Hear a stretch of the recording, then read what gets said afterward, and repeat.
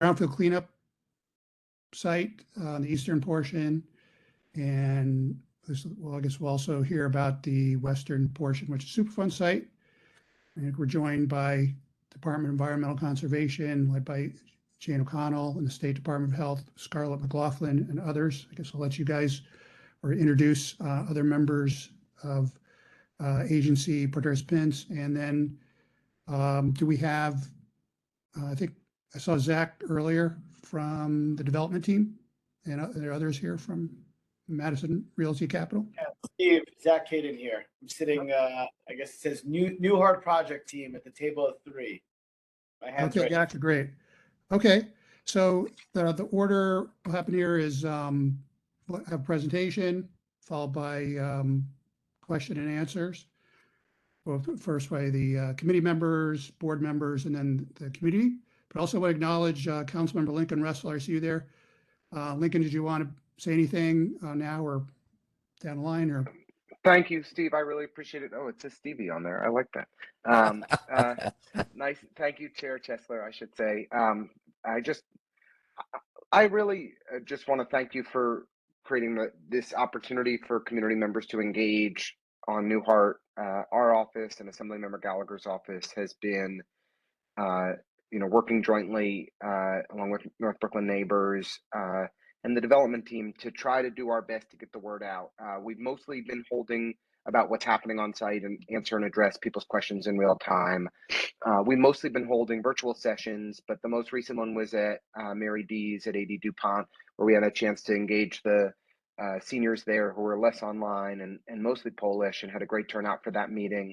The development team sends out an email every Friday on their updates, and I think has been highly communicative with the community and responsive to concerns. And I want to thank them, and I especially want to thank Jane from DEC, who has been working on this project for a very, very long time and is really expert in being able to address each and every one of our questions, and and we're fortunate to have somebody on the government side with such care and commitment to seeing this site finally cleaned up. I think, Laura and others on here know better than me that we've been banging our heads against the wall as a community for many, many years with different developers to try to finally get New Heart properly remediated.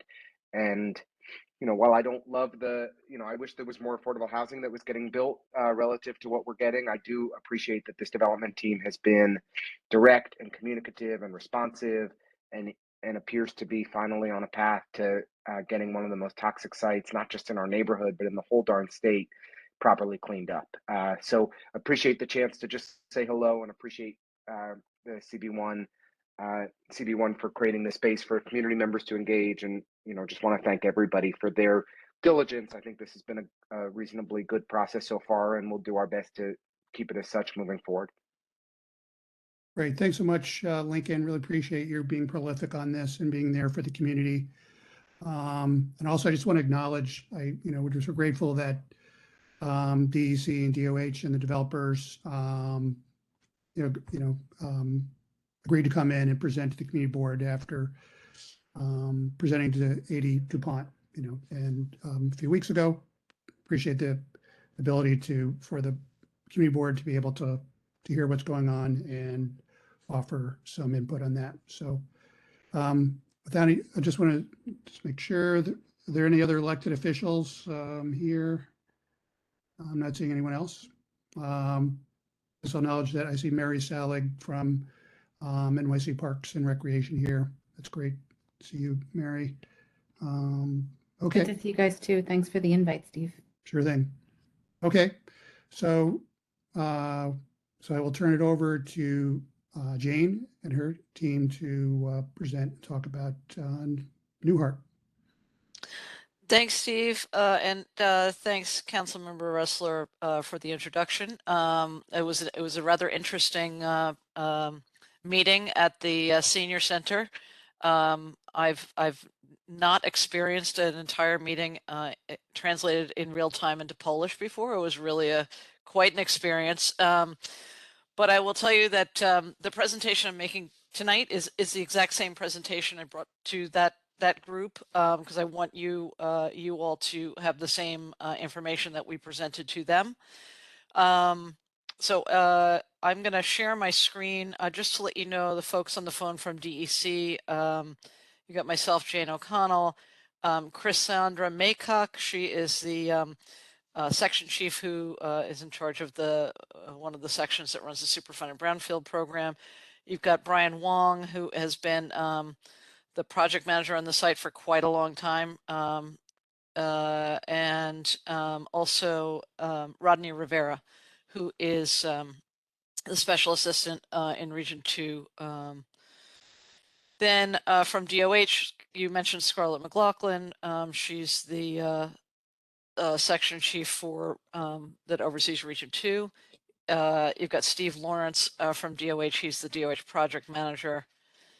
And Scarlett, is there anyone else from DOH? Yes, Angie Martin is also on the phone. That's Stephen Lawrence's supervisor as well. Okay, great. Hi, Angie. All right, so I'm going to share my screen. And let me know if you all can see this. Excuse me, Jane, are the developers also going to add something, or they're just going to be here to answer questions, or? I think they'll just be answering questions, Steve. I don't know, Zach, we Yeah. didn't talk. Do you have a presentation that you want to do as well? I think as you're doing the same presentation for Mary D's, we have the same slides as well. So we're planning to flip through those quickly after you're done. Okay. All right, great. Sounds good. So just to orient you, as you see the date October 11th here, even though today is November 7th, again, this is the same presentation we brought to Mary D's. We wanted to make sure you guys got the same information. And the purpose of this is to update you on status both for former Newhart Plastic Manufacturing, which is the Superfund site, also known as Newhart West, and former Newhart East, which is the Brownfield Cleanup Program site. So between when I wrote this slide and today, this information has been updated. DuPont Street 1 LLC, which is Zach Caden, Madison Realty Capital, I believe, has closed. And now it officially owns the property. That is correct. Okay. And as part of that closing, they signed they're in the process of signing a consent order with DEC to take on formally take on the responsibility that they have been essentially working under for the last year or so. The Jane, entire one other good Go update ahead, on yeah. that is we Yep. signed the consent order and it's somewhere in DEC's inbox. Okay, so now the next step would be it has to get executed on our end. So again, we're working through that process to make sure they're formally under an official oversight agreement with DEC, a consent order. That's for Newhart West. Newhart East, there is already an executed brownfield cleanup agreement. So again, Madison or DuPont Street 1 LLC, Madison, use those interchangeably. Their plan is to redevelop the entire property into an as-of-right mixed-use commercial, retail, residential development. Again, there will be a full DEC and DOH, state DOH oversight. Again, the western portion of the property, Newhart West, will be remediated under the state Superfund program. The eastern parcels will be remediated under the state brownfield cleanup program. So again, you may have all seen this. The green highlighted area of the property is the Superfund. The blue area, this little L shape, is this the brownfield cleanup program. So starting with Newhart West, the state Superfund, again, there was a record of decision. That's the official, this is the plan we're going to implement. That was in March of 2019. The remedy that was selected includes source removal of the on-site phthalates and chlorinated solvents.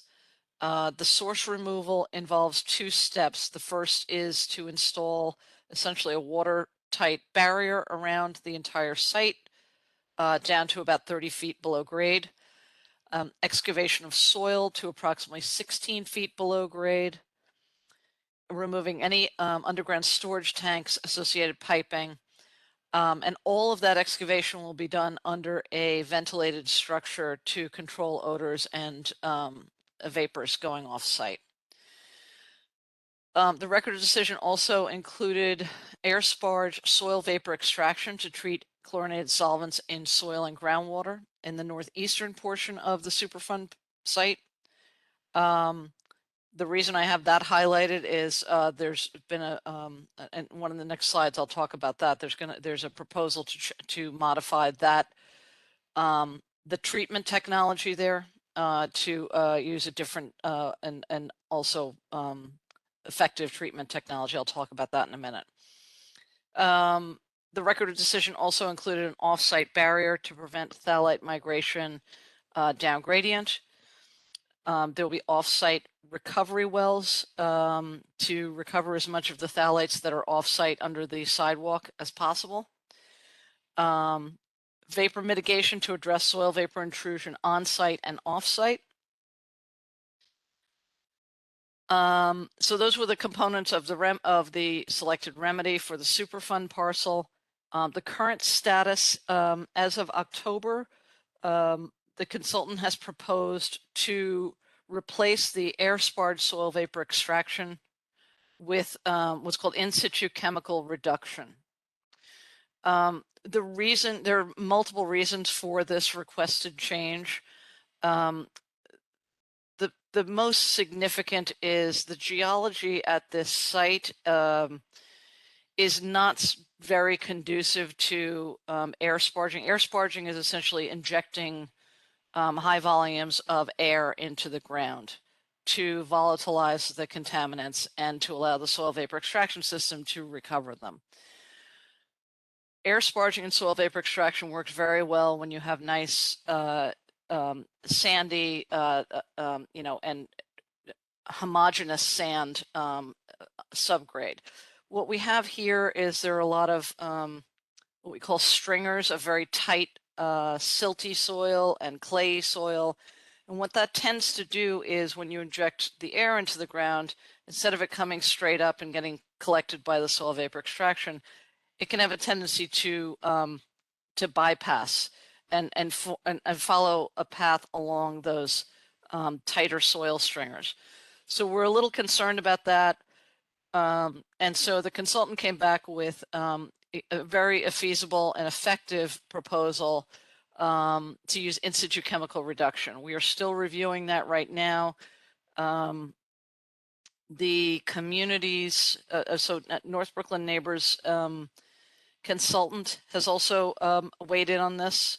We are waiting for, we've just recently received a revised document on this, and we are evaluating the revisions, but we're thinking that this is going to be a good replacement given the conditions at the site, and it will also be an effective method of treating any remaining chlorinated solvents in groundwater after the excavation. The other thing that was highlighted on the previous slide about vapor mitigation on site. So the proposed buildings that will be on site, the foundation of the both buildings will actually be below the water table. So there's no ability to put in an active subslab depressurization system. There's no VADOS, there's no air pore space for vapor to collect. So there will be a waterproofing vapor barrier incorporated into the foundation. And again, these are considered minor modifications. They're both under review by DEC and DOH. And again, the community's consultant has also had an opportunity to weigh in on that. So that's the current status on Newhart West. Moving over to Newhart East, the brownfield portion of the site. DEC issued a decision document. A decision document under the brownfield program is sort of equivalent to a record of decision under the Superfund program. The decision document was issued in August of this year. The contaminants on the east parcel are mostly it's historic fill. There is an area to the north on the northeast side of the site that is contaminated with petroleum from some former underground tanks that were on the site that provided heating oil to heat the former buildings. Again, the petroleum source area removal will have a sheeting placed around it down to 30 feet.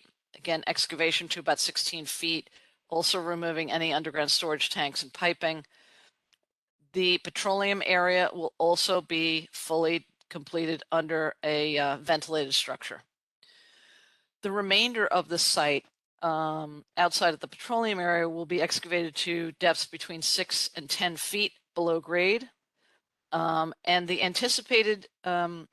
excavation is anticipated to achieve an unrestricted use for the east brownfield parcels.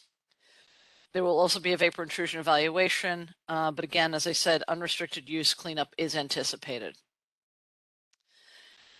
So the next steps, which is sort of where we are right now, and again, since October 10th, I think, when we did this presentation until now, we're still moving towards these activities, which are proposed to be started, and some of them have actually started.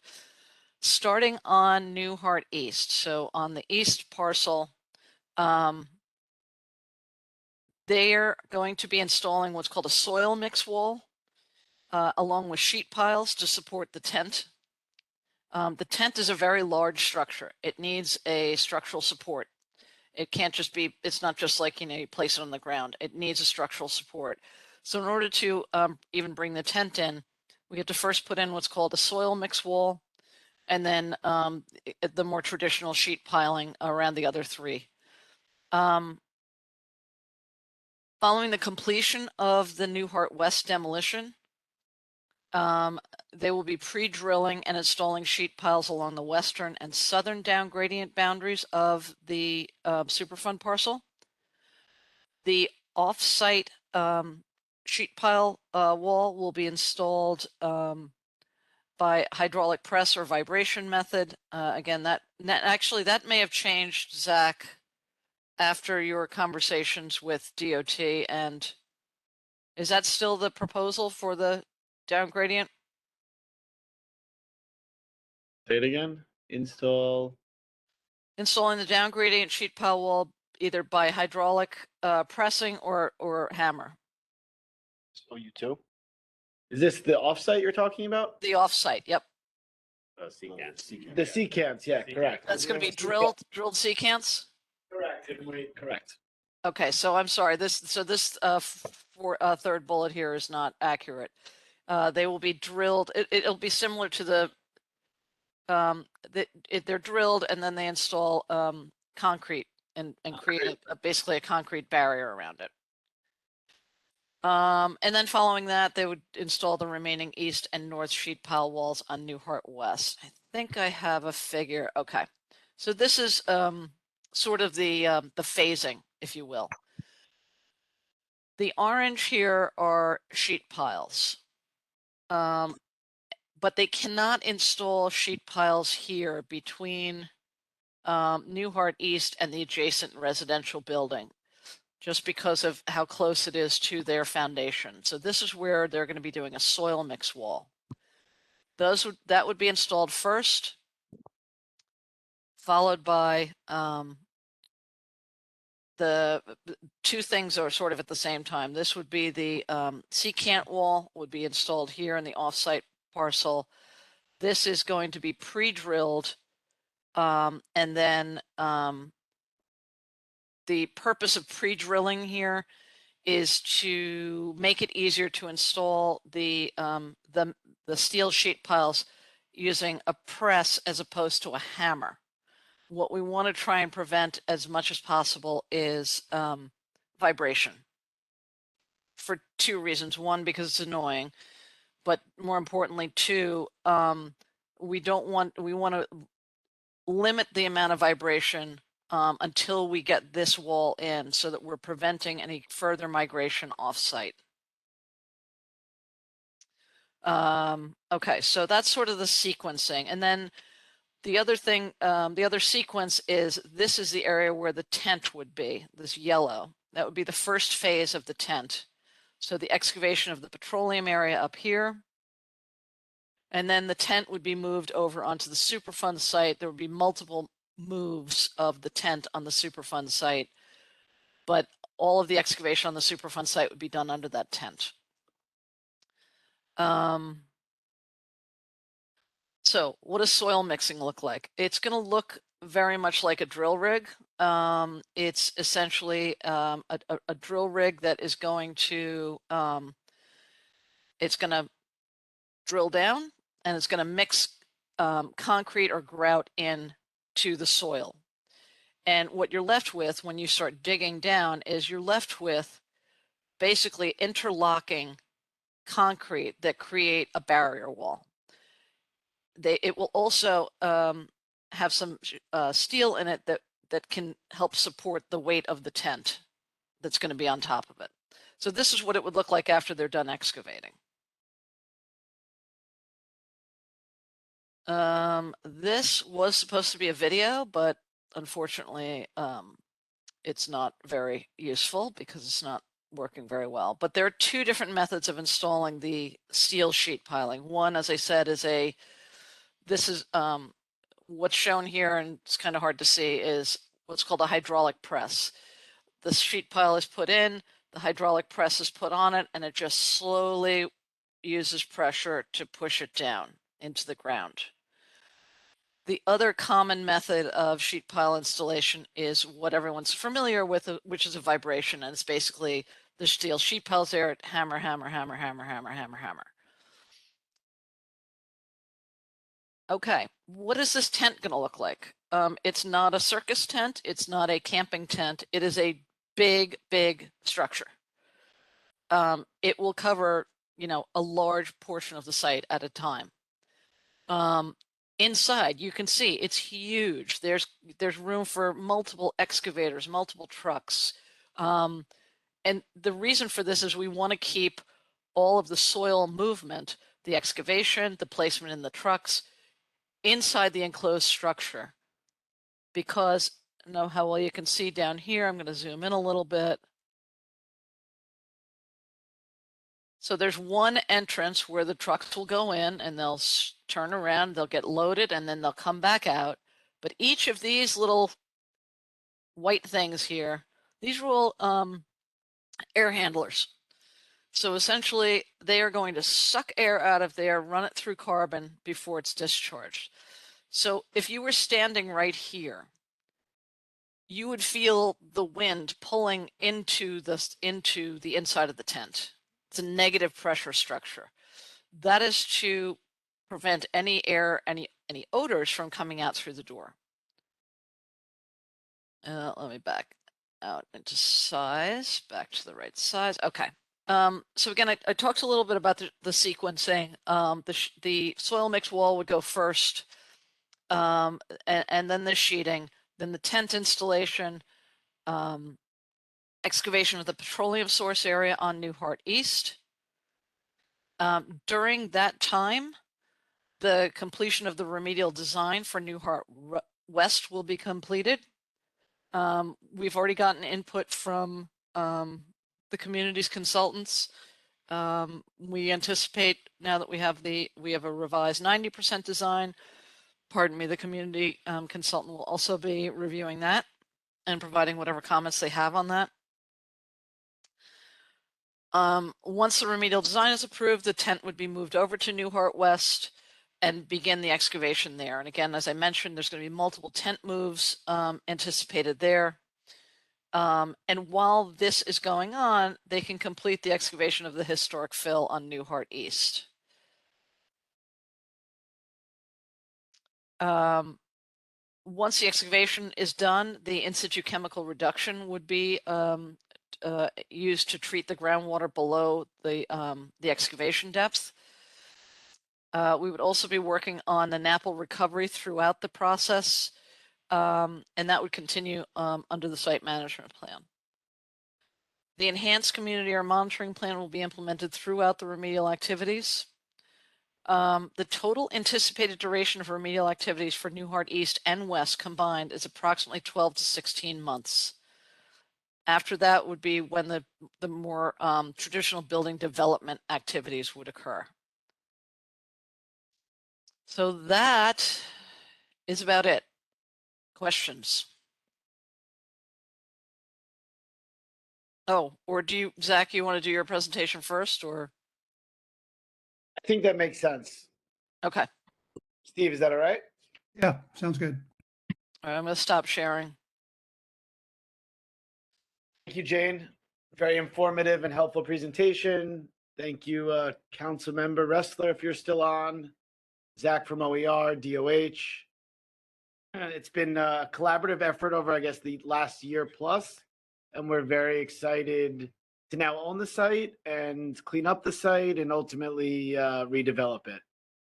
So sitting next to me is James from Haley Aldrich, sorry, who's our environmental consultant. To his left is Jason Healy. He's with OmniBuild, who's the construction manager for the project.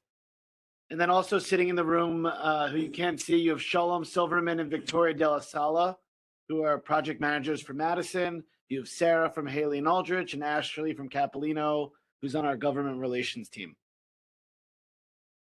We'll do a quick overview, I guess, of Madison. As I mentioned, my name's Zach Caden. I've been at Madison Realty Capital for almost 9 years. I currently run our development and construction. How do I change the slides? Just click. Okay. Team. Madison has an extensive experience developing mixed income, mixed use housing in the boroughs. Here's a few examples of projects we've completed in Brooklyn and Queens. The first two, Myrtles and Clinton Hill. One was delivered in 2015. 504 was delivered in 2017. Both of these were developed under the 80/20 program and had ground floor retail. 6902 Queens Boulevard actually is currently under construction. We're anticipating to TCO this project in Q1 or Q2 of 23. This project's about 478 total units, and there's actually a K-5 SCA public school in the base of the tower on the right, which we call the East Tower.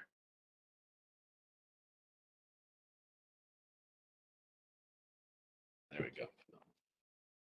I'm sure everyone on this call is very familiar with the site, but here's a site map. You'll see our development site highlighted in a hue of pink,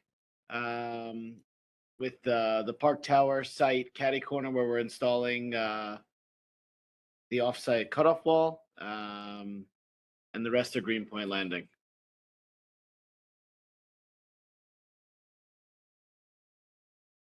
Jane just went into the details on brownfield portion of the site and the Superfund portion of the site. So if you're looking at the site right now, what looks almost like a sideways L on the right-hand side is the brownfield portion of our site.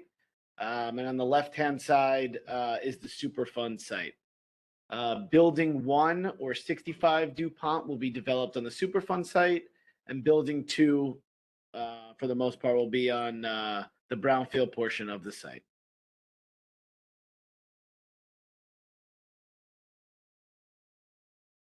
So 2 buildings. This view is looking at the project from DuPont. So that gap between the 2 buildings with a little motor court and an interior courtyard will be off of the DuPont entrance.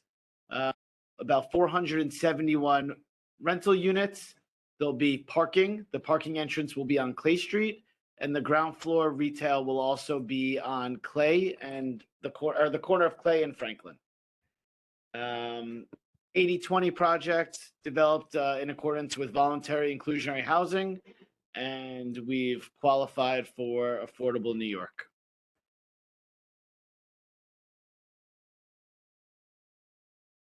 So here's a quick overview on what's been completed to date. Demolition is 95% complete. All structures are down. The picture on the right-hand side was taken last week. Right now, the contractor is really sorting debris and carting it off-site.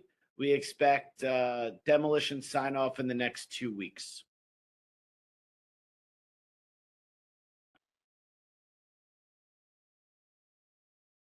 Coming work. So on New Hart East, the brownfield portion, we will start to receive sheet pile delivery. I would say after Thanksgiving, let's say November 28th to December 28th, you'll see a month of deliveries of sheet piles. Those will be for the entire site. The plan is to, as Jane mentioned, install the soil mix wall and erect the tent on New Hart East, and then excavate, remediate under that tent.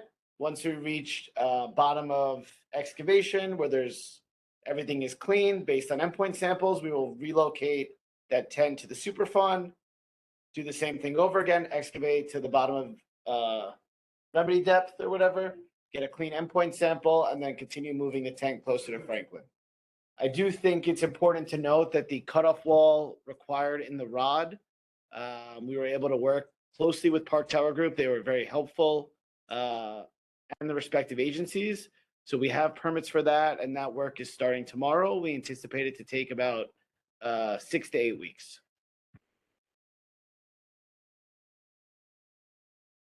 And then just here's a quick overview highlighting Madison's willingness to communicate, be an active participant in the community. We've set up a MailChimp that we blast out to all those that register, daily reports, monitoring reports, weekly updates, look aheads. And, we've hit a critical milestone that we've taken title to this. We're excited that demo is complete. It wouldn't have been able, we couldn't have gotten here without this entire group. And we're looking forward to the cleanup and ultimately the new building in the next, let's say, 2.5, 3 years. So with that, I guess I'll turn it over to, you want to exit out? To Steve, the committee, and anyone else who has questions for us. Great. Thanks so much, Zach and Jane, for those presentations. Before I forget, can both of you send me copies of your presentation files so I include them in our committee report? Appreciate that. Thanks. Yeah, so I have some questions off the bat here. So as far as the eastern site, if I remember correctly, that the TCE plume, I mean, I guess it's mostly underground, the western site, but it does overlap into the eastern site. So I'm wondering how the remediation and the barriers, how that will relate to removing that and preventing recontamination, the main part of the plume. Okay, I can answer that, I think. Let me go back to this figure will help. So the source of the chlorinated solvents is in this area here. Can you see my little hand? Yes. Okay, so it's in the vicinity of this MW34. That's where the source is, meaning that's where the release occurred. That's where the soil is contaminated. And that's where the groundwater contamination emanates from. You could see there's an overlap here, and then there is the dissolved phase plume. So in the groundwater, the dissolved TCE in groundwater sort of does this, right? So yes, there is an area on New Hart East that has some of the dissolved groundwater contamination. But the tent, the excavation is equal depths on both sides of this green line. So the source in the soil will be excavated out here. The in situ chemical reduction that I talked about before, that's we call a polishing agent. It's essentially that's put in to essentially treat the groundwater. That would be installed both here on New Hart West as well as in the area of Newhart East, where the dissolved phase groundwater contamination was found. So, There'll also be dewatering too, Jane. as part of right, thank you. construction, the treatment. Right. So this sheet pile wall is also going to essentially make it a bathtub, right? It's essentially a watertight. This is going to be watertight, and they have to reduce the water table in order to get to the excavation depth they need. So it's going to be two things: treatment by dewatering, but also that treatment through the in situ chemical reduction to address any residual that might be over on Newhart East. Right, so essentially we remove as much groundwater as possible, and basically that will be filled either with the in situ compound or soil fill and or foundation. The foundation, they're digging down to where the foundation would Right. be, but the groundwater below the foundation would be treated with that in situ chemical reduction agent. Got it. Okay. All right. And just to, I think, just kind of summarize the timeline. Basically going to install these barriers in the first, I guess, in the eastern, the designated parts of the eastern site, east site. But I would say in parallel, they'll also be installing barriers both on west and off site, or is it staggered a little bit, but roughly the same parallel? Yeah, it's staggered a little bit, but the idea is we don't want to have any of that vibratory installation happen until we have this wall and these walls that are sort of preventing any of this on-site source from continuing to migrate, if that makes sense. Right. So it's a little bit of a balancing act trying to get all of these things in sequence in order to one, allow the remediation to start, but also two, not create any more problems than we already have. Right. So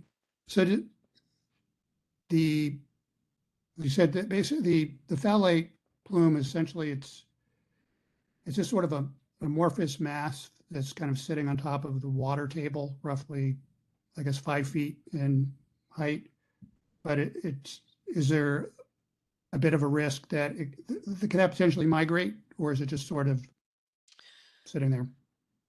Well, I mean, we've been monitoring this since 2010, and we have not seen any migration. It's not a uniform thickness throughout the whole plume.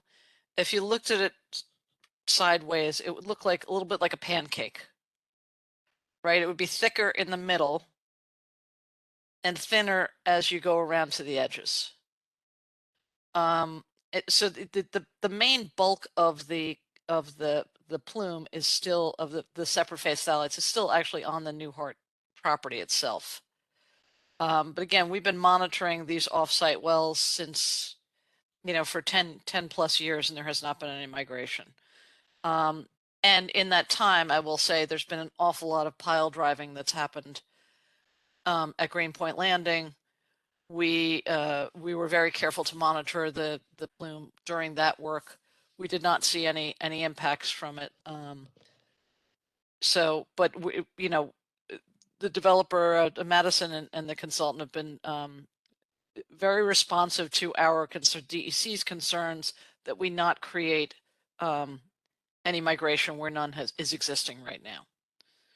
Got it. Okay.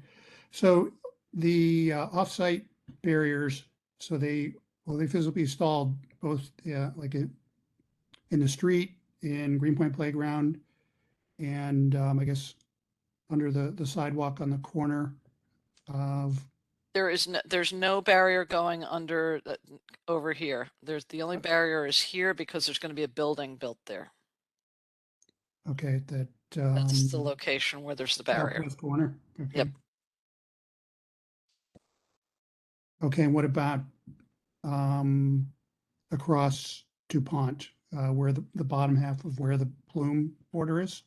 Will there be nothing down there? We can't put anything there. There's existing buildings. We also we weren't able to get access to any of these. This is right here is actually under construction right now. I think it's this one. But we did not get any, we did not get an access, and that was not an area that we were focused on preventing migration. We were more concerned about the down gradient towards the development, the other development parcel. That was the issue that came up, if you recall, as part of that was part of the previous council members' agreement, I believe, with some of the developers. But it was also something that we put in there because the community was very concerned about that parcel. Right. Okay. Just a couple more things from me. So when the barriers are installed on the east site, and the injection is finished, et cetera, excavation, and then the foundation is poured and set. At that point, there'll be some, I guess, extensive testing just to basically just kind of characterize how that part of the action plan has played out.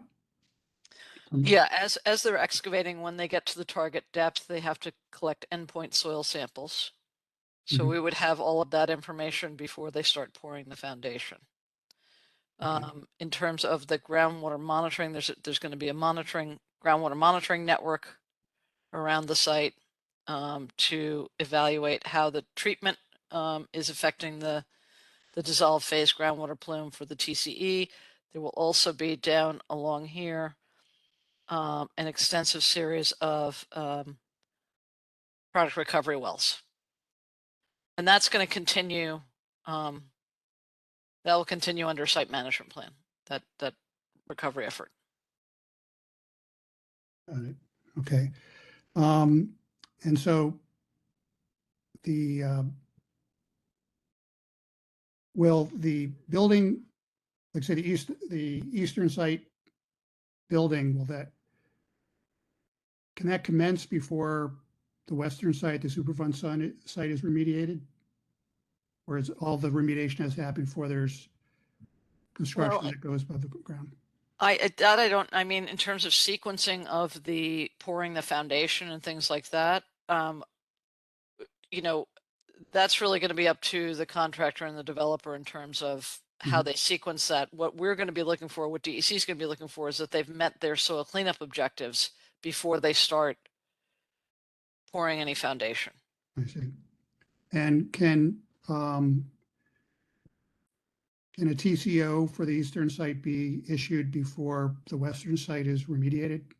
Or that, Well, I mean, the problem with the we're not going to get involved in the TCO. What we will say is for the brownfield site, they have to have a certificate of completion. But really, for both sites, they have to have a certificate of completion to get their TCO. We're gonna, there's timing issues, and Zach can speak to those. But they have a very aggressive schedule here.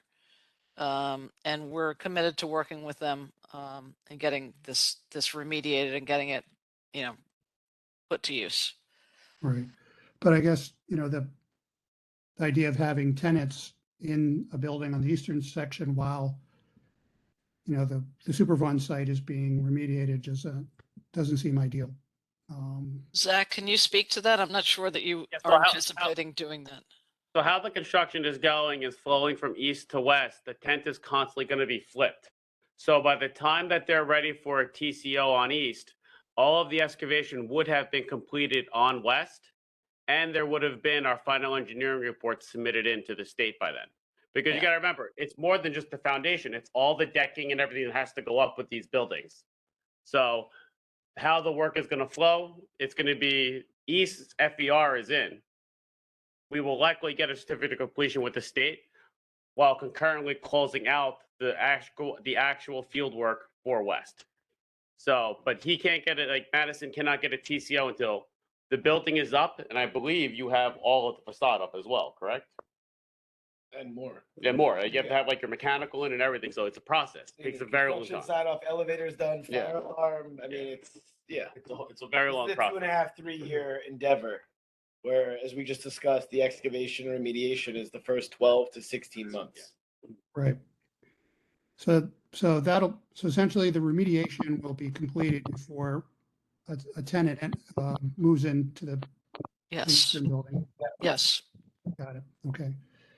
All right. And one last area for me, and then I'll let my colleagues chime in, is on the eastern portion, the excavation section in terms of trucks.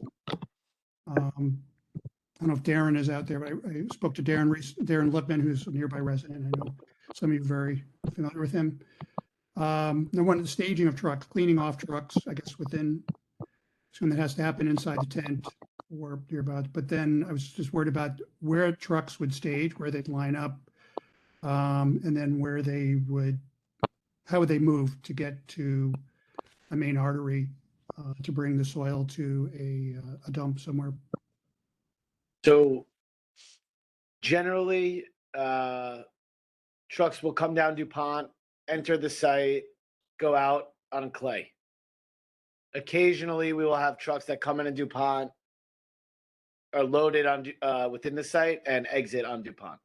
But ultimately, mostly DuPont and Clay Street. So do you anticipate just where you, like you're in a flow of removing soil and you might have, a huge lineup of trucks, We're not going to idle on DuPont. I mean, trucks will be on the site, and OmniBuild and the Super will work with the operators to idle on main streets X number of blocks away. And basically, there's like a radio or call system to let the truck that's waiting know to drive up to the site. okay.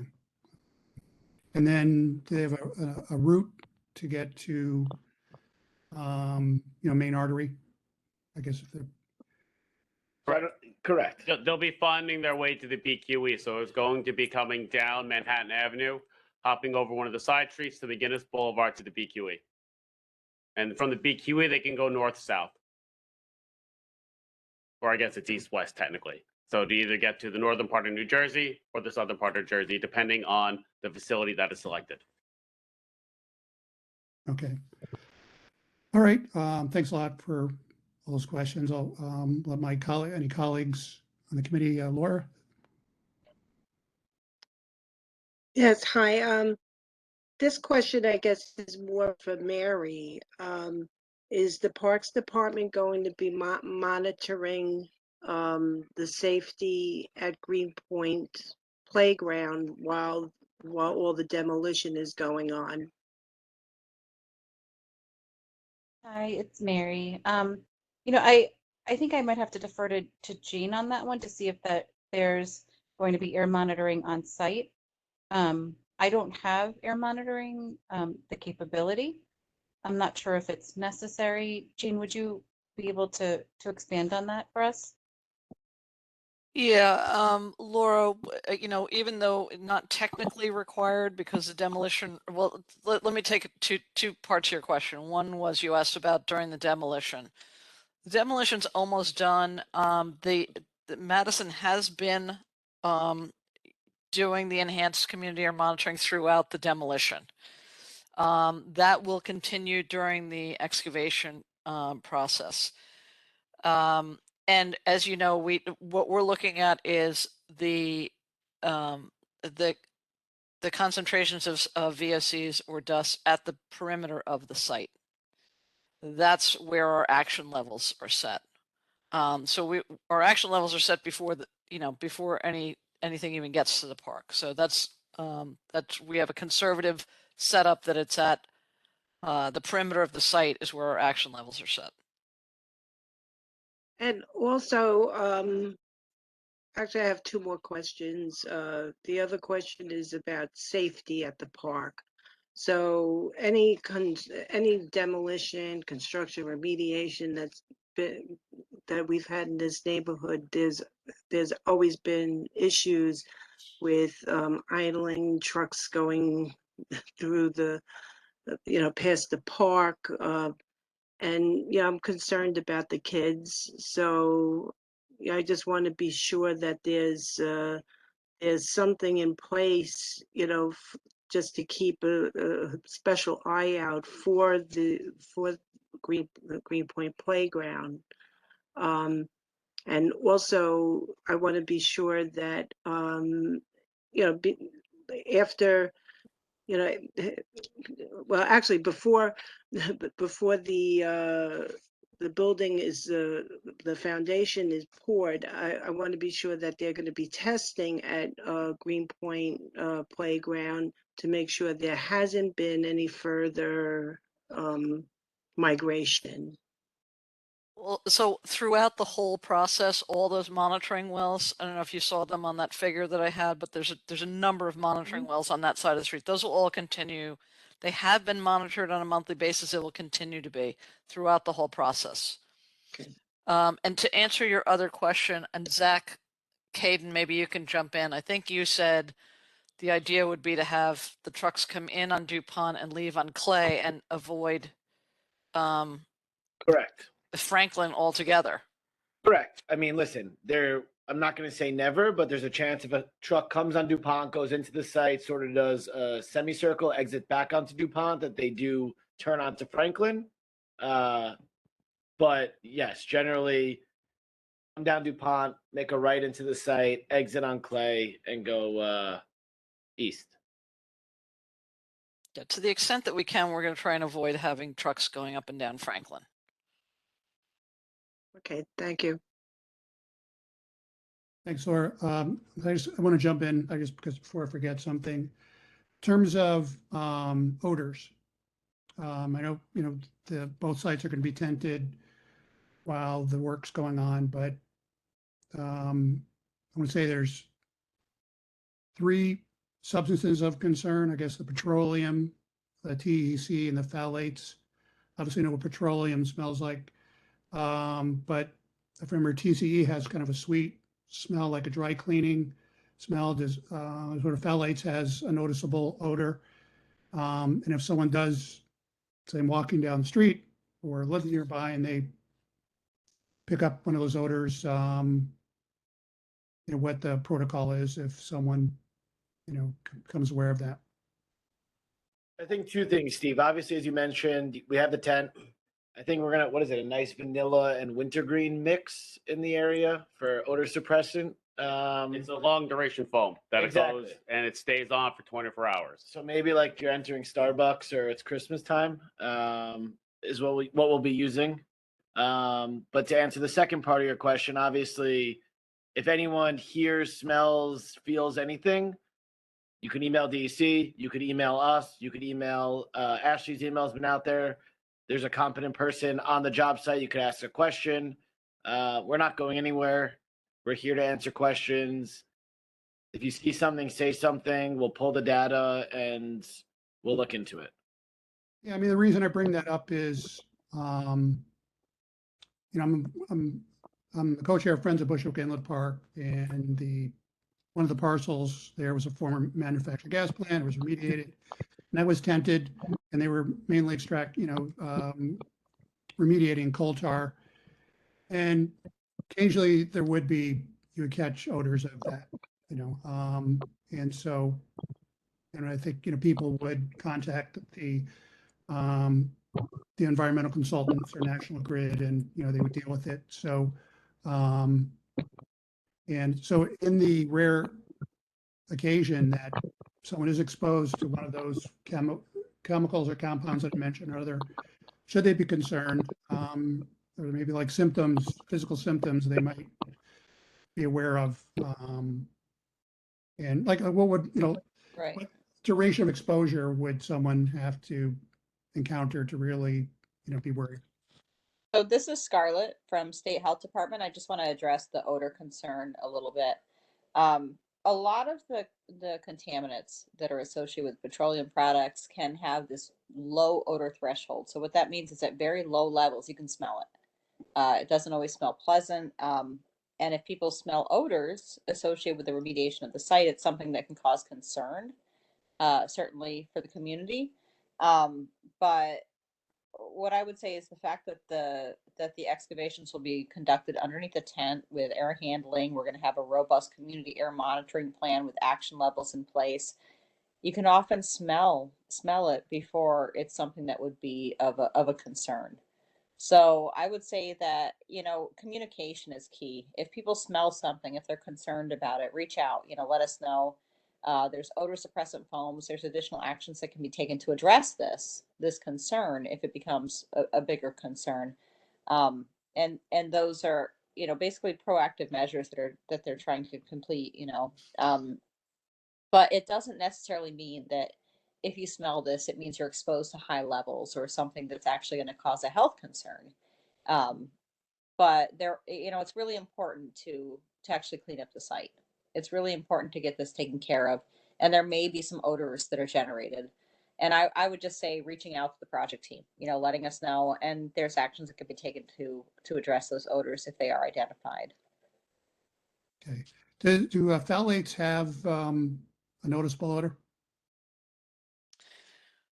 James, what have you smelled when you bail out those wells? What does it smell like? Petroleum? Does it smell like something else? Smells more like the heck oil. The phthalates themselves don't have a strong noticeable odor. So you're mainly smelling the Heckle oil. The Heckler oil is what, like a lubricating oil, so a petroleum, Very, very thick. Yeah, similar very to a thick oil. petroleum. Yep. Okay. And TCE does have that kind of dry cleaning. TCE is not, well, tetrachloroethylene perc is that stuff that you smell and that when you walk into a dry cleaner, that very sweet. TCE is a slightly lower odor threshold. I think it's more like a chemically smell. But I think, if people smell anything, just let us know. Yeah. Yeah, you don't really have to differentiate. If you smell something that smells funny, you can always If you reach smell out. something, let us know. Right. Yeah. Got it. Okay. Thank you. Laura, did you have your hand up?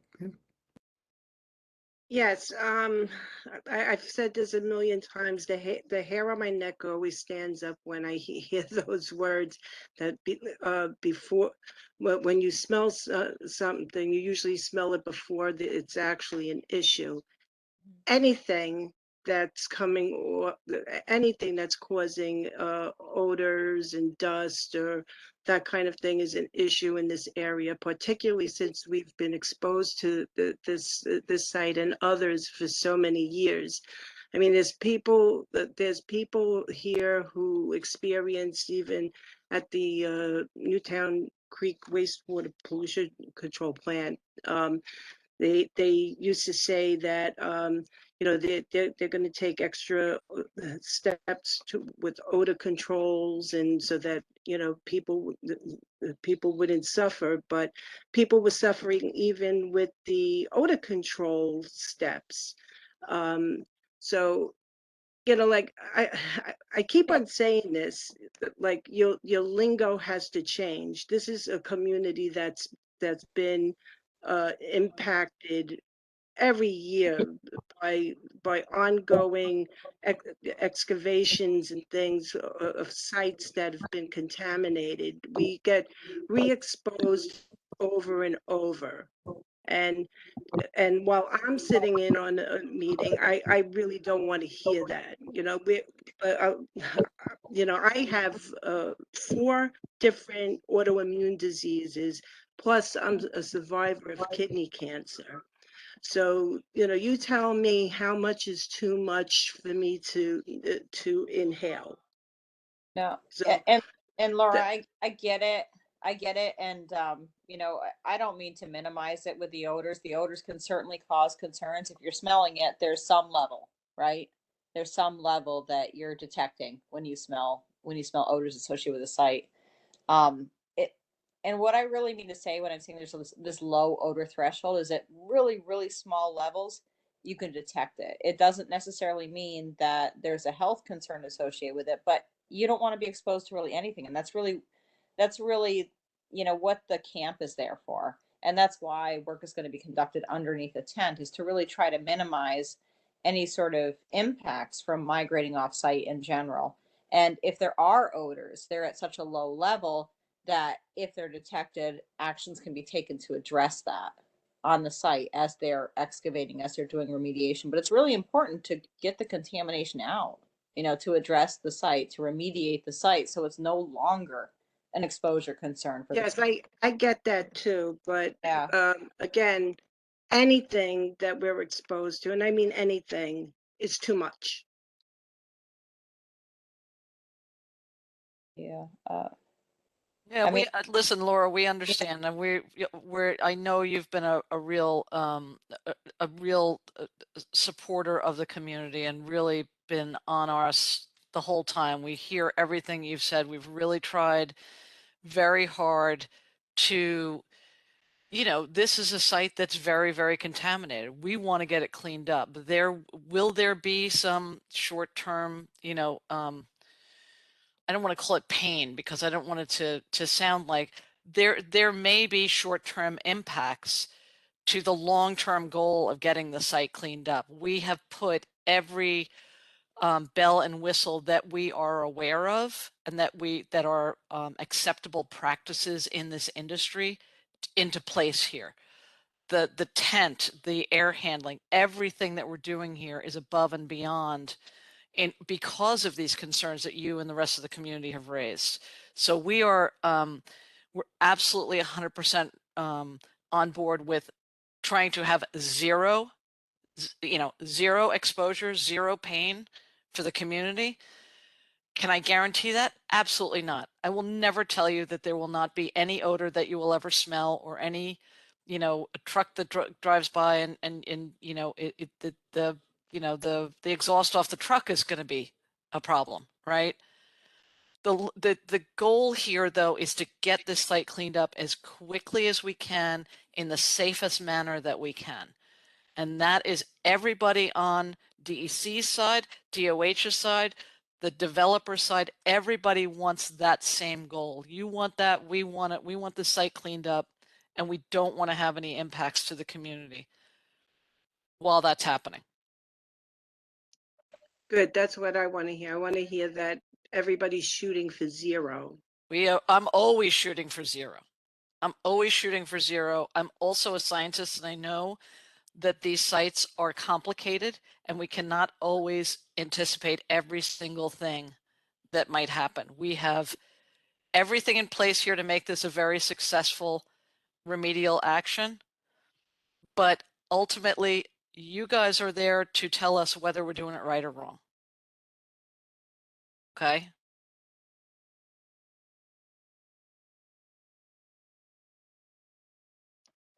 Sorry, thank you.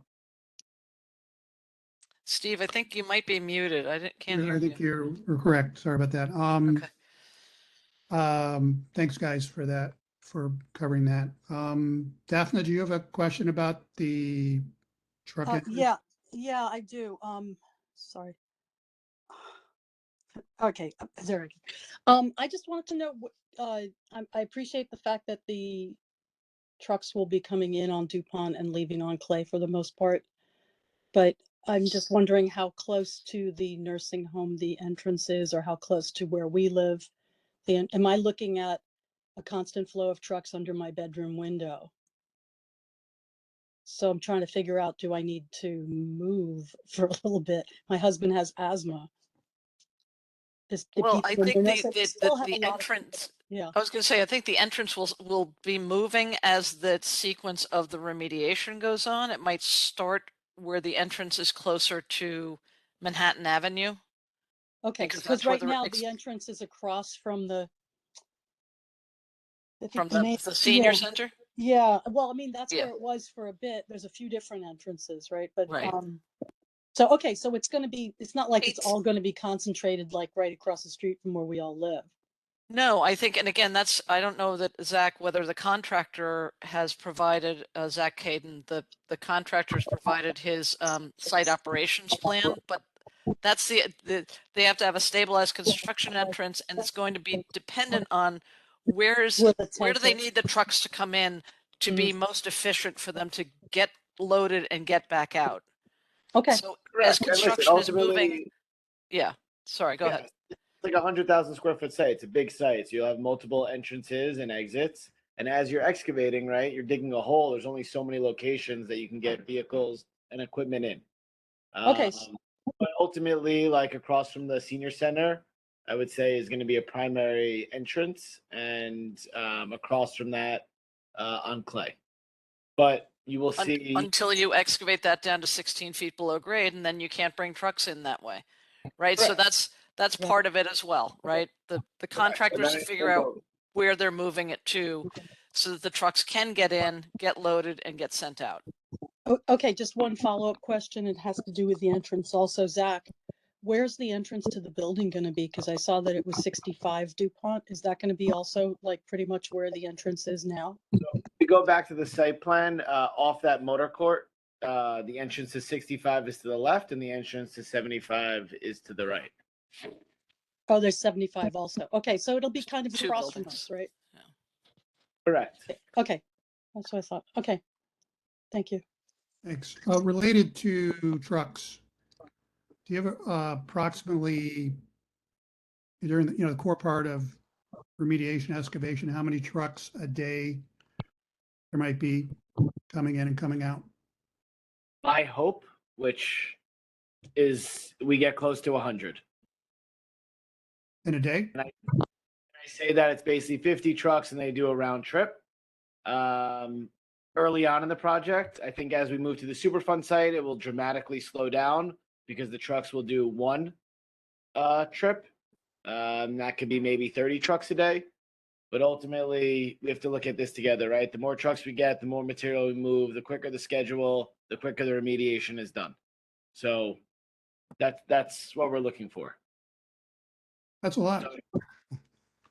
Yeah. A lot of soil they've got to get out, a lot of contamination. How they've got to many get out. how many days approximately do you think that will last? For the east and Days west? of actual trucking.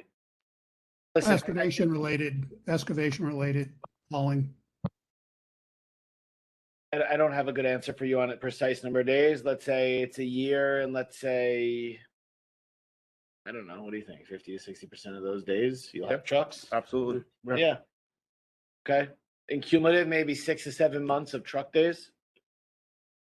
But within those months, I mean, potentially people could have like a month where they have 100 trucks loads, moving in and out of there all day.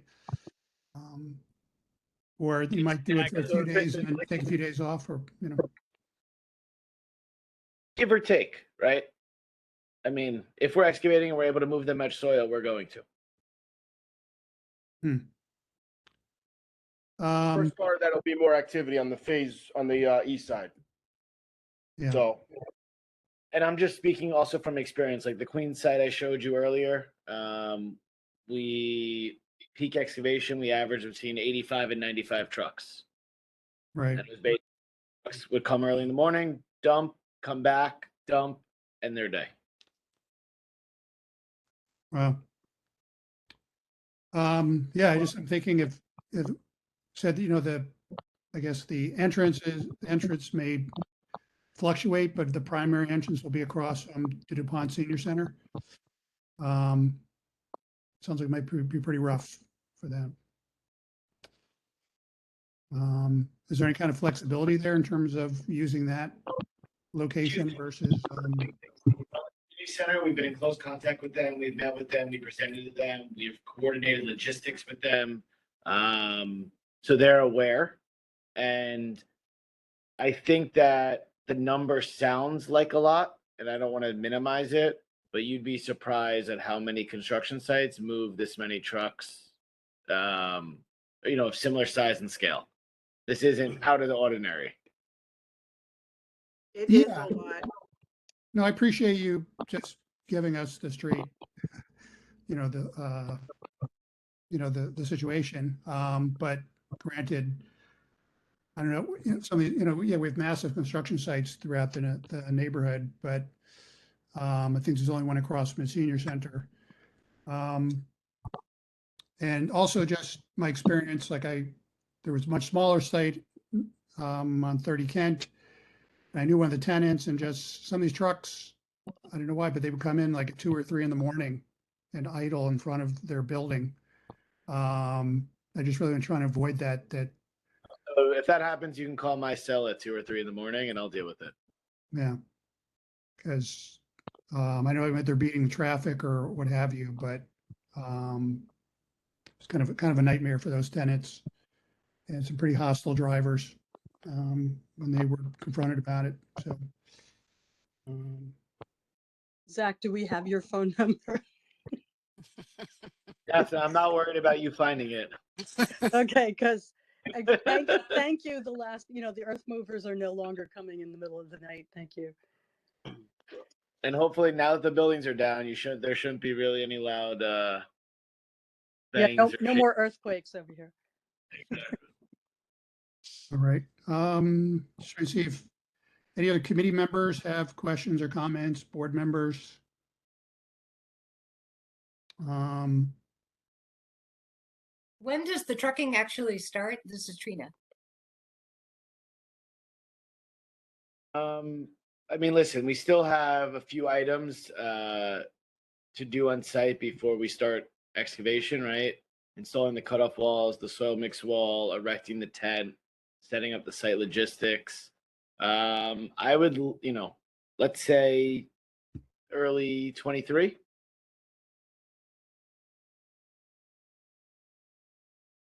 Does all the methods for the western site remediation, does that all have to be locked in before you start or dive into the eastern remediation? No. They're two separate sites with two different, oversights. We have the approved, they could start on the east for the excavation, but before they start the excavation on the west site, we have to have the approved remedial design. Okay. All right. And Jane, you said the community consultants for Northbrook and Neighbors have been reviewing some of the changes in that action plan. Yep. The design. Yeah. yeah, They so, had a lot of comments. They had a lot of really good comments. And Okay. they were very, very helpful. They mirrored actually a lot of the comments that Brian had picked up on, and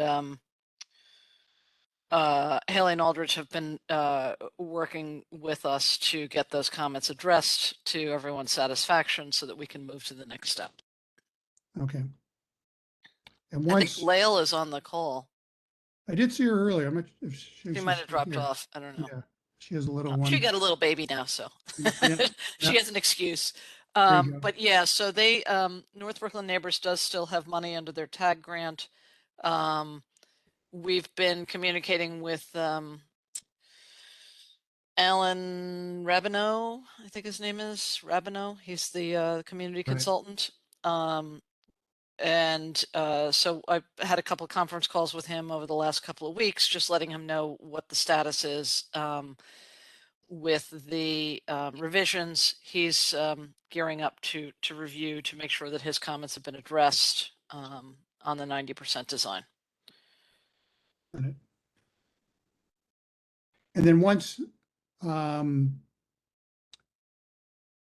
those discussions have concluded and you have a lot of the details, these kind of loose details in terms of that plan, and it's locked in, then there will be a new document issued in terms of that. Yeah, it's called a remedial design. It's a lot of it's like the specs and drawings. It will have text explaining some of the things, some of the details of how they came up with the design. But that's what will be the final product, if you will, of that remedial design phase. Okay. All right. Yeah, I guess I feel the echoes. The sentiment is like, man, I just want to get this thing over with. But I feel like fortunately, this is like the community nearby, you know, they're gonna have to go through some pain to just, you know, to get through. I guess it'll be like roughly 18 months, 2 years through the cycle of remediating both sites and construction. Yeah, I feel for the senior center and the residents live across the street, but you know, it's but yeah, really the truck thing is it's, you know, I really be mindful on that because it's just yeah, it can be very challenging with the idling and the traffic and but I understand you got to get that soil out of there. But, yeah. Any other comments, questions from anyone on the board or not on the board? Hey, Steve, this is Mary from Parks. Hi. So I just want to just make a comment. Jane, thank you for you know, being protective over Greenpoint Playground and then, you know, extended from there, just Newtown Barge. And Laura, I just want to make a mention that while Parks will be following guidance from DEC, you know, we will be available if you have any concerns about the park, and we can reach out to our environmental partners and to DEC to talk to them if there are any exceedances in the park. So we'll be around and we can reach out to our partners to, you know, if there are any concerns in the park space itself. Okay, thank you. Yep, thank you. Okay. All right. Well, I guess that's it then. So I guess, you know, the committee will just have, you know, we'll have discussion amongst us if we want to consider a resolution or anything. But as far as our discussion and presentation, I think we're good. So no, I again want to thank you again for coming to the committee and presenting and having this conversation, which is really important. And I look forward to informing the board on Wednesday. So, yeah. Thank you, Steve. Thank you, everyone. Have a good night. Steve, Have a good Steve, night. I'll email you my presentation just right now. Okay, so you have Thanks it. so much. Appreciate that. Okay. All right. Good night, everyone. Good night. Thank you. Night. So committee members, so we, so there is a, you know, there's a, you know, a comment process per se, you know, ongoing for the, you know, these phases, but I don't know if there's, you know, I'm going to present the discussion and all the concerns and questions to the board, but is there anything, do we want to go further with anything here or,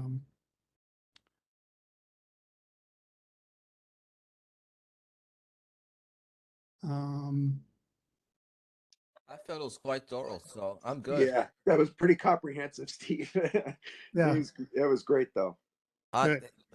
I was reading my notes going to the material that was sent ahead, so I think they did a good job in presenting. And I think and thank God for our community has you guys because you guys are really on top of it. So Yeah. really appreciate it because I'm still trying to catch up with you guys, but I am reading. I am reading.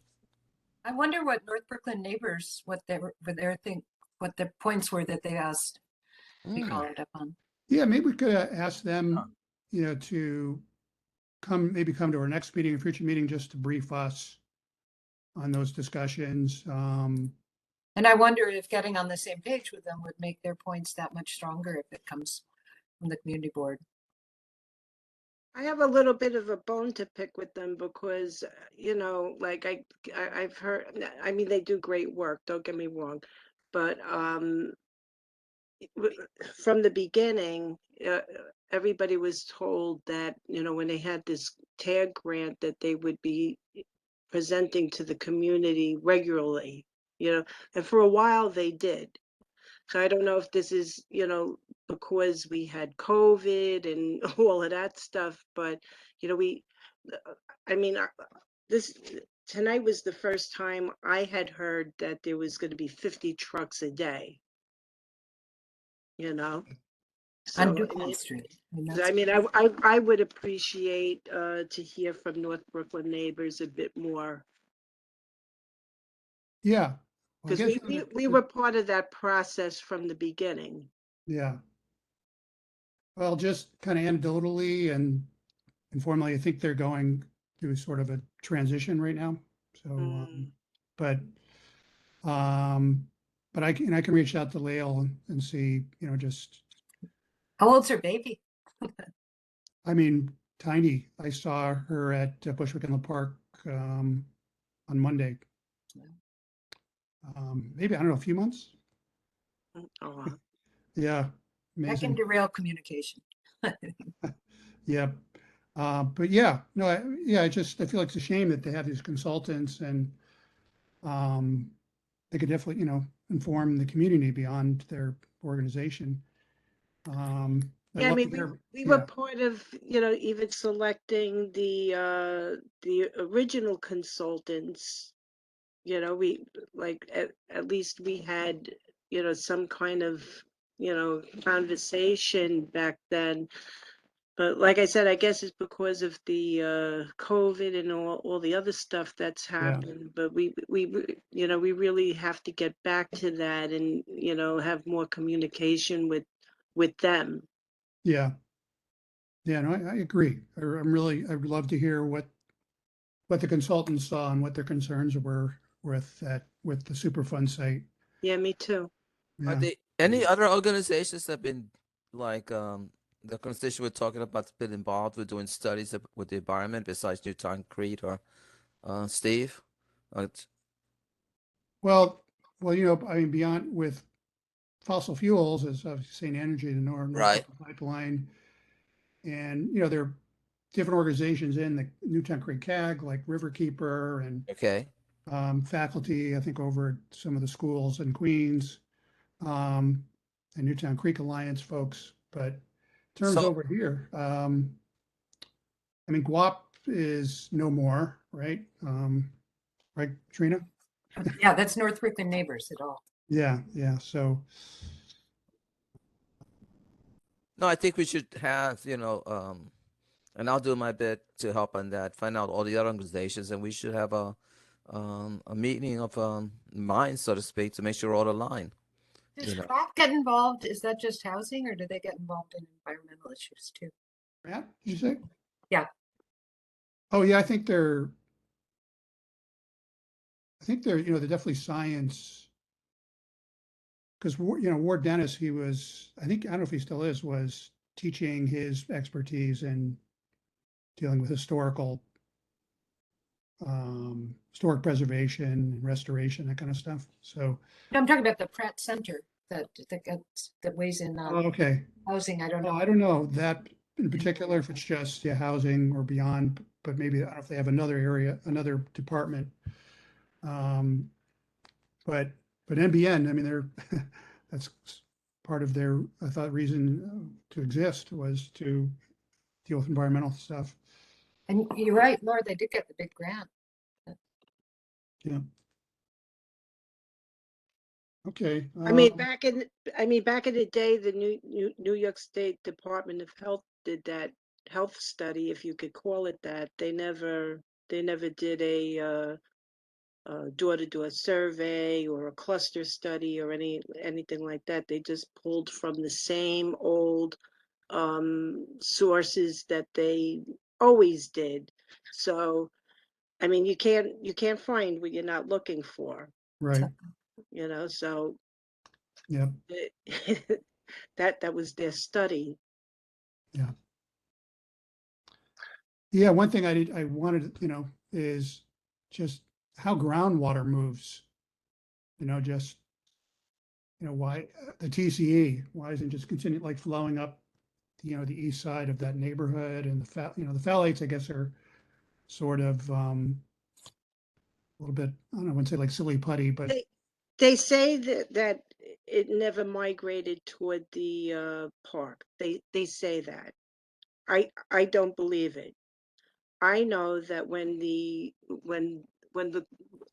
playground area pools with water, which is quite often, and it's quite deep. It's deep enough for kids to wade in it. You know, some kids it's up to their thighs. They lay in it, they swim in it. Um, and that water, a lot of times at the corner of Commercial and Franklin, smells, right?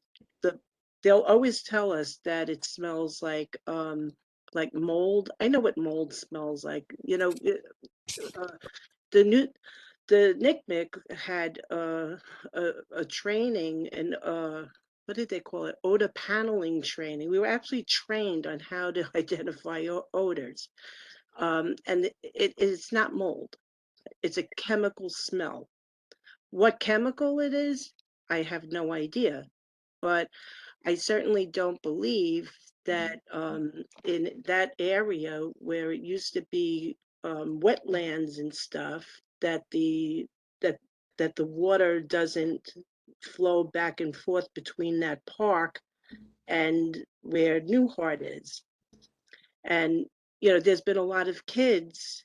Well, they're not kids anymore. They're young men and women now that were in the tournament that we used to conduct that got sick. A couple of them had brain cancers. One of them died from brain cancer.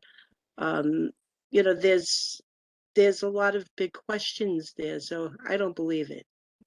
Do you think we should get the next big rain event? We should get a sample of that water, the pools, and try to, or I don't know, ask someone to do that and really. Well, again, it seems right up NBN's alley. I mean, they had the soil testing that they were doing for a while. Yeah, I think it would be a great idea. We've never done it that way because we were always told that you know, it had to be collected a certain way in a certain area, and I just didn't know exactly how to collect it and where to bring it, you know, how to pay for it, right? That kind of thing. Well, Steve, why don't you contact the organization, see if they'll do it, and let me know because one of our neighbors, she's the professor at City College, and this is up her alley. Maybe they can have college students ready to do that. Just a thought, because that's what they do for their. I know they were working on New Concrete, a paper they produced last year, so I can outreach to Christine. I mean, soil samples we've taken to they used to test it for us in Brooklyn College. And they charge a small fee, but they never did water. Mhm.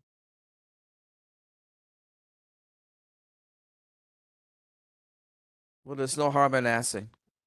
That's for sure. Yeah, yeah. Yep. If we could get some more information, that would be great. Especially if Because it's. she didn't respond to the groundwater question. I mean, that was dismissed right away. They evade it. They always do. Well, you know, it's very interesting. You know, they've repeatedly said they don't know what's under the street because they don't know the configuration of the infrastructure. They know what's down there. And meanwhile, tonight, 2 trees presented on how Yeah. they had detailed plans of everything that's in the ground. You know, it's an older part of the neighborhood, so but. Yeah. Well, think of it this way.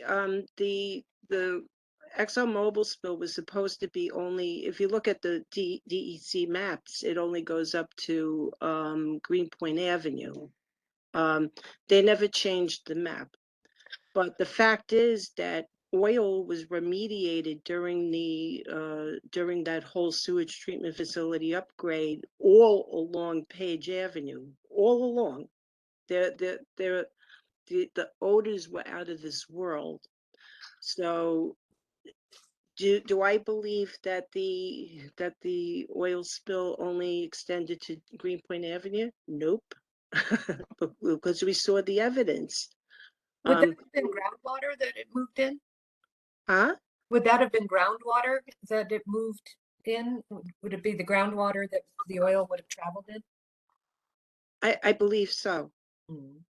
Yeah, my brother So he used to live in the neighborhood, and he had a sidewalk sale, and someone who lived on India Street I'm assuming kind of west of Franklin, came over and told a story of when he drilled for a sump pump in his basement and it started bubbling up like the Beverly Hillbillies. Mm-hmm. Yeah, I know someone in Indian Street also had a similar story. When they did some construction, his foundation was damaged, so he had to do some work to support beams for the foundation, and that's what happened. I mean, I always found it suspicious too that you know, no matter what process it is, they like these agencies will always tell you that that that there's never been harmful levels of anything according to all of them. So if that's true, then how does that then what's the explanation for all the diseases and deaths and stuff that some of us all know about? You know, they've never been explained. So I just, you know, I just don't believe it. Oh, that's not our job to believe. Our job is to use wisdom and knowledge for facts. Right. And this is by design to Right. keep us in the dark. And maybe they don't know, but that's also they should be honest about what they know and don't know. And Right.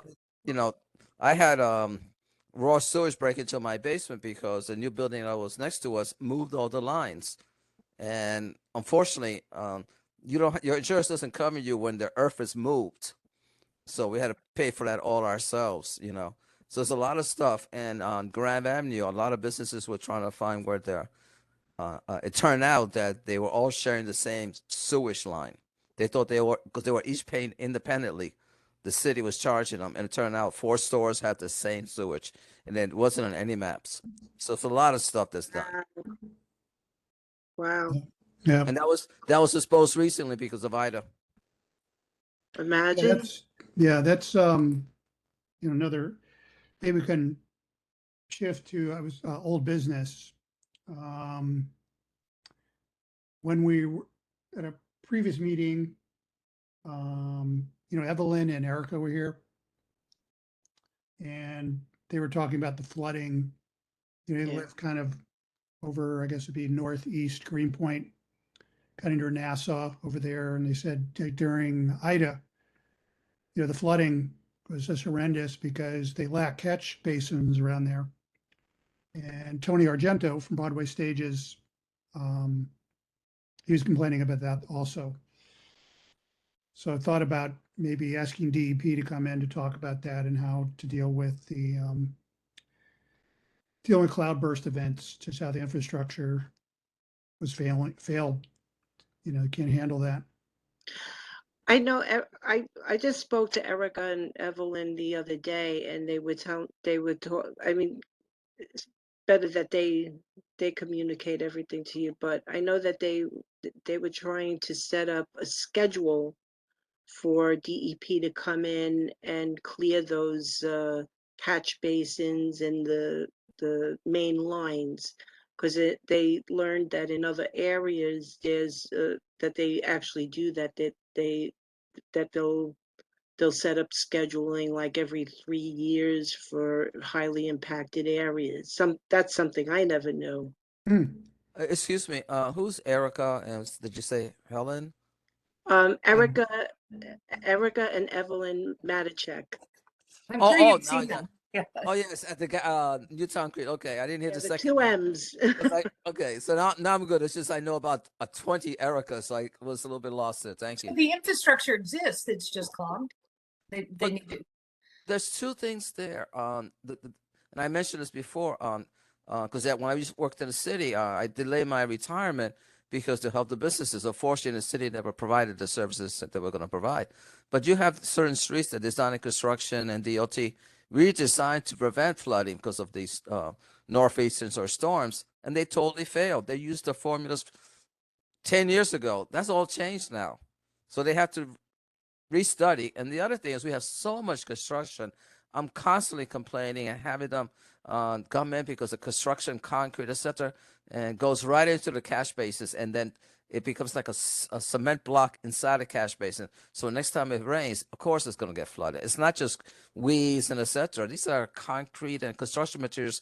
They don't really clean up, and just, when it rains, it all goes down there. So, we have whenever we know we're coming heavy storms, we do a text blast, and we make sure all our neighbors clean up all the catch basins that are assigned to do that. But there's areas of construction, and listen, all around us is construction. They can't even clean that. They has a special crew to come to do that. Right. Well, related, kind of connected to that is, we're about to schedule our next committee meeting. Fortunately, it's at the end of this month because of the way the full board meeting in December is early, and there were no dates available in December. So because we've invited the U.S. Army Corps of Engineers to come in and talk about this coastal resiliency plan, because it will install sea gates, storm surge gates and levees, flood walls, etc., throughout the entire harbor. But the one target area is Newtown Creek. The mouth of Newtown Creek potentially would have the surge gate, and they would build infrastructure up along Hunters Point South Park and then down the Greenpoint coastline down to Transmitter Park. And so I wanted to hear, about what they're doing, but, the constant criticism, which this person acknowledged, he gave a presentation to the Newtown Creek CAG earlier this month or last month, is what they call an induction flooding. So it'll help with a storm surge and et cetera, but it also might create more flooding just through like normal cloudburst events and other things. So I wanted to hear Because the about water that. gets stuck on the other side. Essentially, I think that's what happens. Which would exacerbate any problems we have, with clogged catch basins, lack of sewage infrastructure, et cetera, so. And again, how accurate is news when we get it, but I keep on reading up, and especially in the South, how many of this has failed, so spending all this money on something that has failed, and people, we're not going to be the next Katrina and etc. It's going to be more costly for us in these type of weather events, and I don't know the severity, but it doesn't take much to put us under the water here. Yeah. I know there's a lot of people concerned about the floodgates. I have questions about it too. I don't know enough about them, I don't think. But if they're helping the properties like right on the waterfront, the water has to go somewhere, so they're afraid that it's going to come inland, and it's a valid concern. I don't know what the answer to that is. So it's good that the agencies are at least coming to present so we could ask questions and stuff, So, Yeah. Steve, Yeah. so Steve, is that a confirmed date with the Army Corps of Engineers? I mean, what is the date? Excuse me. The 29th. So. Okay, then the this 30th week. I have Uller. Okay. No, Yeah. I'm going to ask some friends this would be more up their alley, so maybe they could do some research. Just like we had Sane Energy come when we had National Grid percent. I mean, we have neighbors who are experts, so I'll make sure they're aware of it. Yeah. And we're gonna have 470 Kent. We're gonna invite them. They're going through a remediation. It's not super fun, but it seems a little bit hot with what's going on there. Where's 470 again? It's south of Domino. It's where Division Street is. Yeah. I think it's right on Division and Kent. Scape, I think, is doing their waterfront, Okay, I remember that game. which we I think reviewed. But yeah, I think, I don't know, I want to see because the Army Corps is doing this with the state of New Jersey and New York with DEC. So I thought maybe we could get them in in DEP, just so we're all kind of make sure we're in sync on this thing and just discussing all these concerns, et cetera. Water meeting. There you go. water. And, but an old business item was, I think that was sent around, but you remember we passed a resolution, asked the board to write a letter to National Grid saying what's going on with the biogas system with the treatment plant. And they responded with a letter, said it went online last month. So, so that's a big thumbs up. But I'd like to hear if Zach, is it still working? Is it still working? How many BTUs or how many, I forgot what the quantity. Well, maybe we should respond to their letter and ask them for an update. Ask them for the numbers of what it's actually processing. Yeah. What are the facts? What was promised to deliver and what is actually being delivered now? Well, think of it this way: the wastewater treatment plant only came up to the 1972 Clean Water Act, what, about 5 years ago? So that's, to me, that says everything. So you could base you could base all your water questions, all your resilience questions on 1972. Yeah, that was the year I graduated from high school. Long time ago.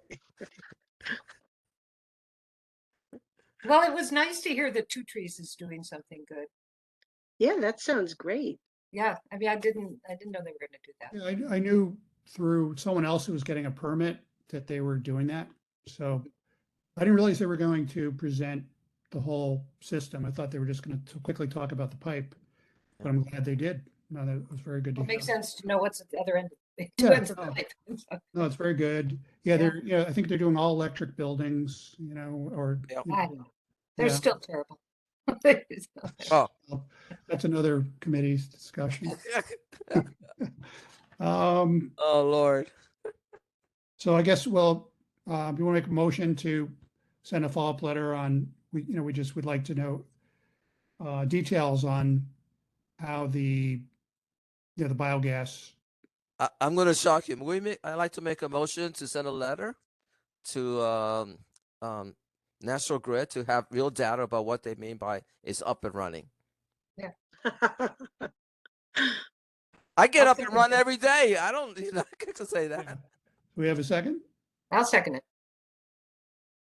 So Okay. I hope I All didn't those in shock you. favor, say aye. Aye. Aye. I Okay.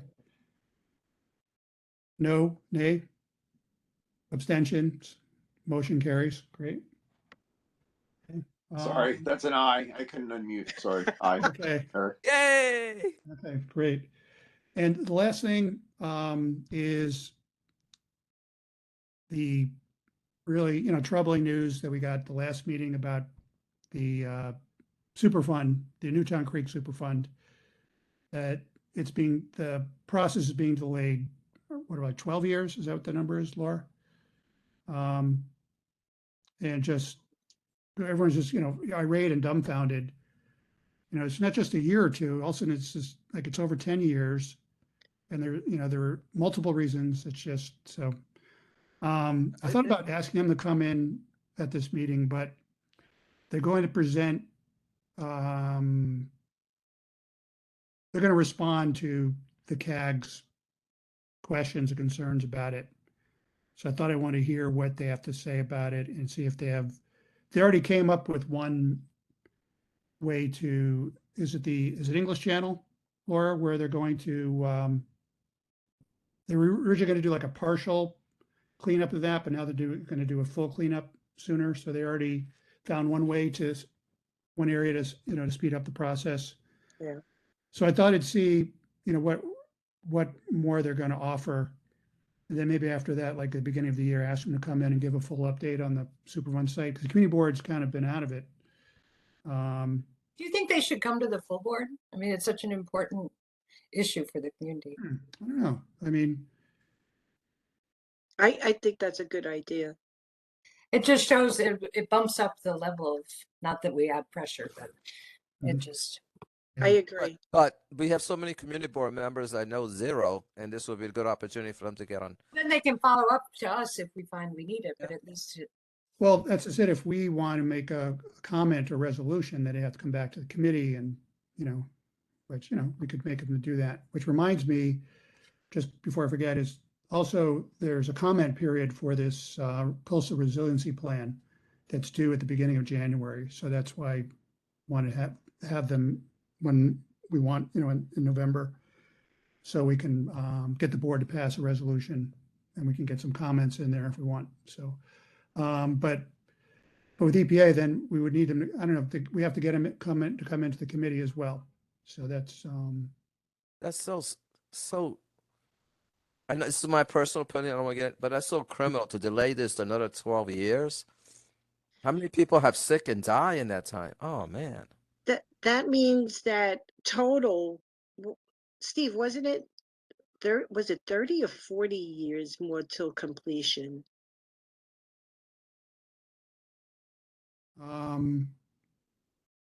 I kind of think they said 40 years. Yeah, it was yeah.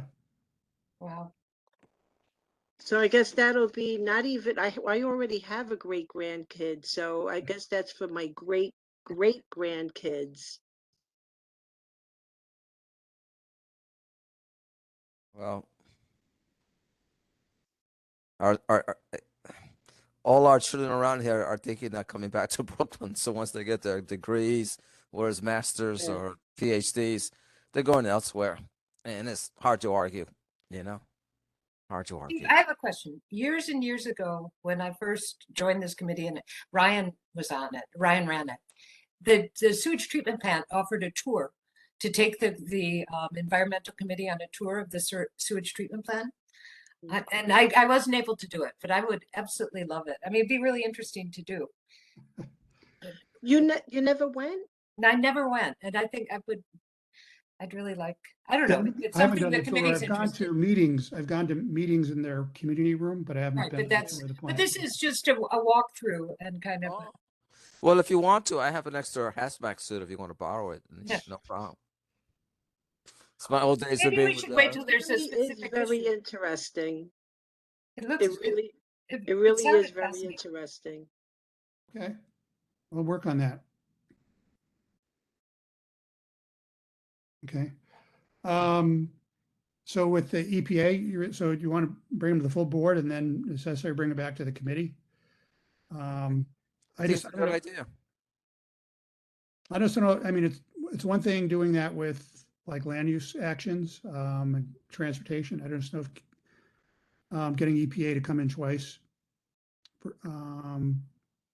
well, will there be an active I mean, is it more just putting them before the full board, questions will be asked, but is there something actionable that the committee, I mean, at this point, it kind of is what it is. And it's just for people to find out. Just to react to, yeah. Yes, just information for everybody to know what's going on. Because honestly, I would say majority of our fellow community board members are zero on too many issues, and this is too important for them to say that they weren't informed. Right. All right. So we request that the board invite them to speak to the full board in 2023, like after, or Sounds reasonable. Yeah. I mean, at the last CAG meeting, I remember that, I mean, we were all complaining about even them talking about that the CAG can bring the information back to the board and so forth. I mean, with volunteers, so it's really not, I mean, we can bring certain information, but we don't know that, technical stuff verbatim, where we can't express that, at least I can't. So And if you can't, Laura, no one can.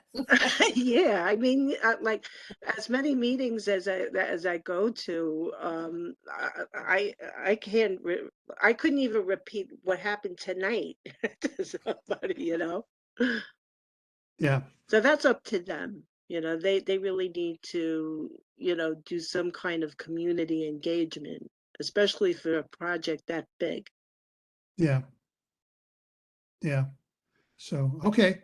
So let's do another quick, we have a motion to request that the board invite EPA to speak to the full board at a meeting early in 2023.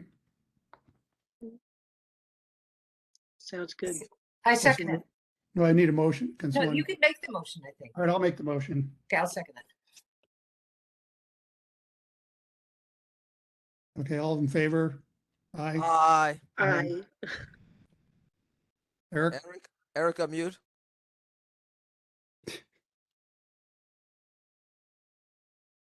Sorry, my iPad is yes, Yeah. aye, sorry. Okay, thanks. Those against? Abstain? Motion carries. Okay, great. Great. Okay. All right, anything else? Any old business, new business? Things that you want the committee to consider in the future? Or did we say that, I mean, it's the Army Corps invited. Are we also inviting DEP to come to the same meeting to talk Yeah, about we have to follow up with, his name's Bryce, whatever. something Miller.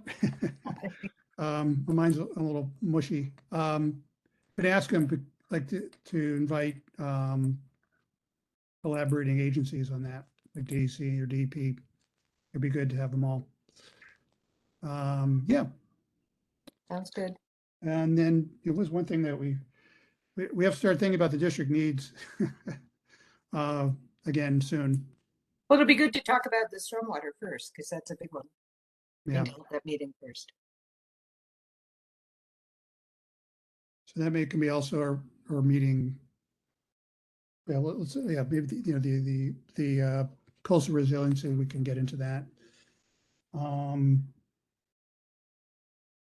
Okay, so, all right, well, Oh, hey. did Two Trees, oh, we did vote on Two Trees, so that, No, yeah, basically said it's okay with the consent order. Yeah. that's right.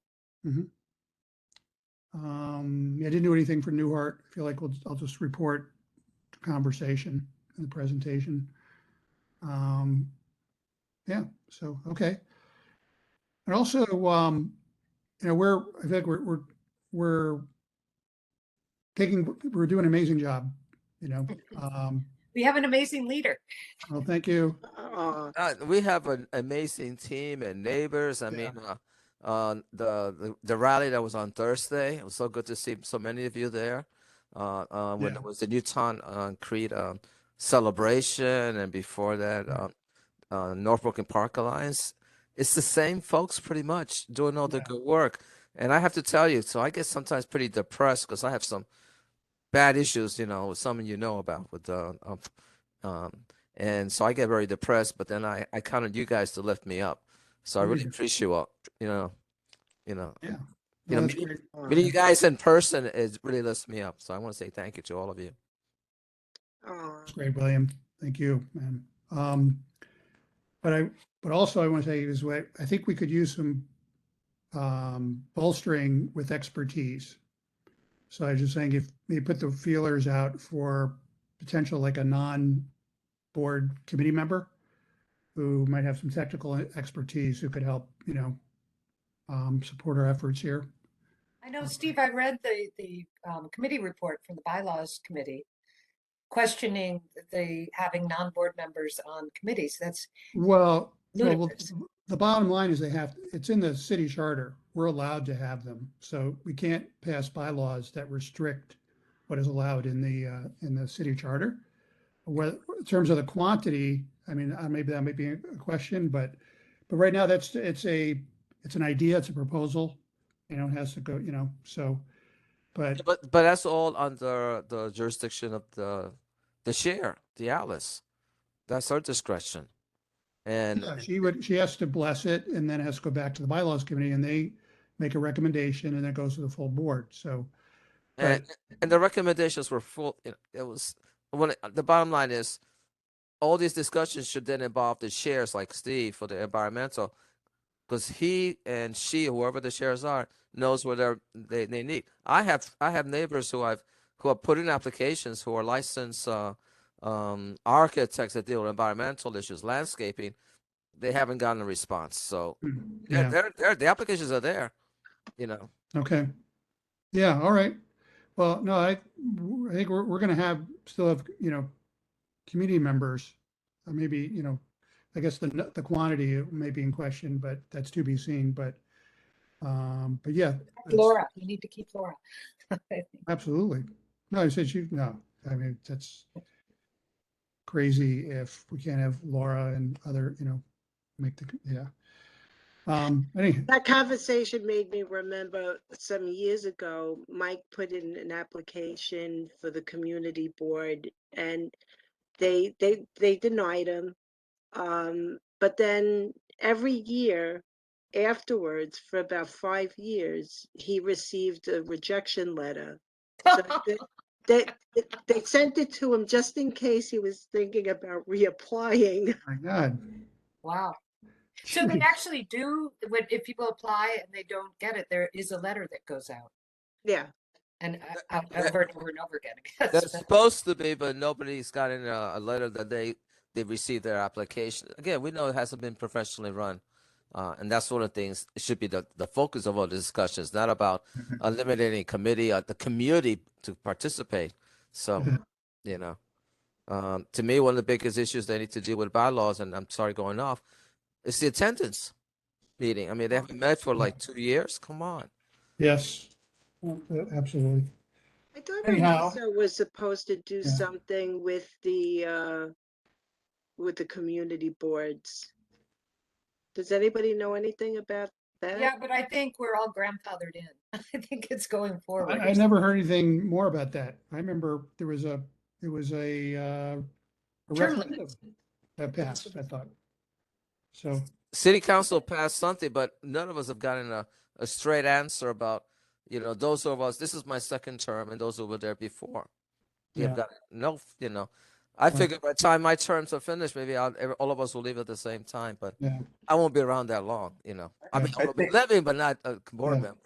But hey guys, we should let Joanna go home. Yeah. Okay. So, Good night, Thank Joanne. you, thank you, Joanne. Take care of your Thanks, baby. guys. Motion to adjourn. Good Second, night. Aye. second. Thank Have a you. great Good night. All right, have a good night. Good night.